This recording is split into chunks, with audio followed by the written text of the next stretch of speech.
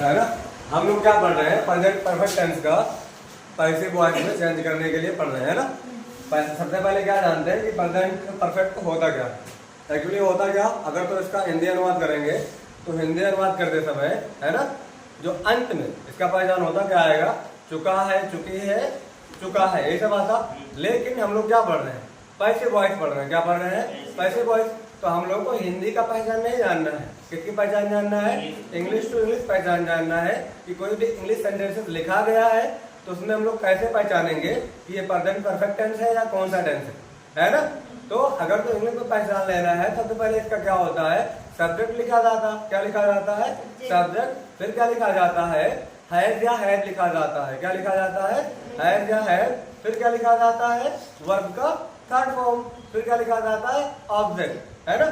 Sir has had क्या है और ये कब लगता है, अगर तो आपका सब्जेक्ट क्या है, ही सी इट या कोई सिंगुलर फॉर्म है। सिंगुलर फॉर्म बोले तो कोई एक वचन है। क्या है, एक वचन है, तो वहां सब्जेक्ट के बाद क्या लगा देते हैं, हैड लगा देते हैं। क्या लगा देते हैं, हैज।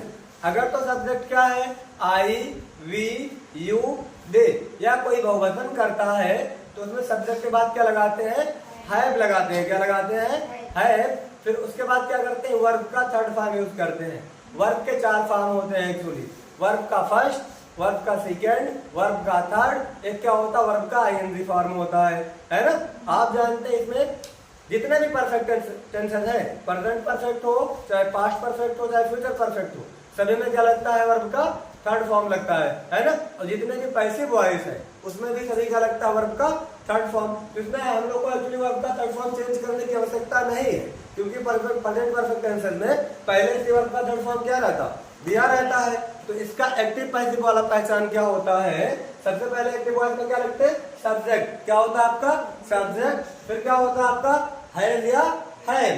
फिर क्या होता है, वर्ब का थर्ड फॉर्म। फिर क्या होता है आपका, ऑब्जेक्ट, है ना। यही तो होता है।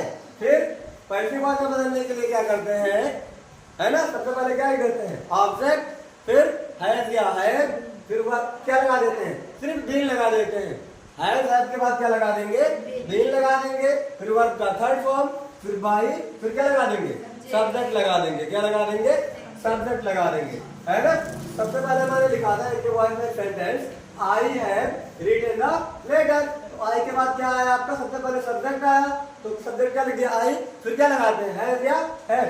आई, वी, यू, दे या कोई बहुवचन करता है तो आई के या सब्जेक्ट के बाद क्या लगता है आपका, हैव लगता है। क्या लगता है, हैव। तो आई के बाद क्या लगा दिया, हैव।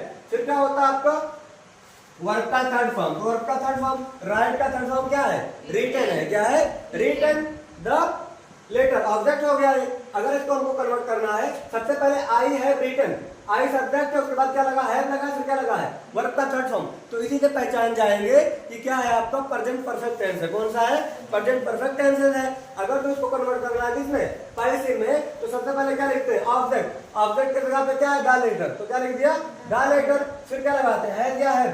द लेटर कोई एक पत्र है ना, कोई सिंगुलर फॉर्म है, तो क्या लगा दिया, हैज लगा दिया। और पैसिव के बाद हैज हैव के बाद क्या लगा देते हैं, बीन लगा देते हैं। क्या लगा देते हैं, बीन। फिर वर्ब का थर्ड फॉर्म वही रिटन। फिर क्या हो गया भाई, आई का ऑब्जेक्ट फॉर्म क्या होगा, मी होगा। क्या होगा, मी होगा। तो मी लिख दिया, कोई दिक्कत नहीं ना, है ना। इजी है कि नहीं है, बिल्कुल इजी है। अगर तो सेकंड टर्म मैंने दिया, you have not stolen the watch, तो सबसे पहले सब्जेक्ट यू है, मैं फिर बोल रहा हूँ, आई वी यू दे के बाद क्या आएगा, हैव आएगा। क्या आएगा, हैव। तो यहाँ पे यू है सब्जेक्ट। फिर क्या आ गया, हैव या हैव, हैव या हैव। फिर क्या है, स्टील मतलब होता है चुराना।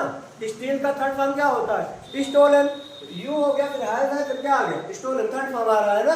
तो क्या करेंगे, हम पहले से जानेंगे क्या है आपका प्रेजेंट परफेक्ट टेंस है। कौन सा टेंस है आपका, प्रेजेंट परफेक्ट टेंस है। इसका अनुवाद करने के लिए सबसे पहले क्या लिखेंगे, ऑब्जेक्ट लिखेंगे पैसिव में।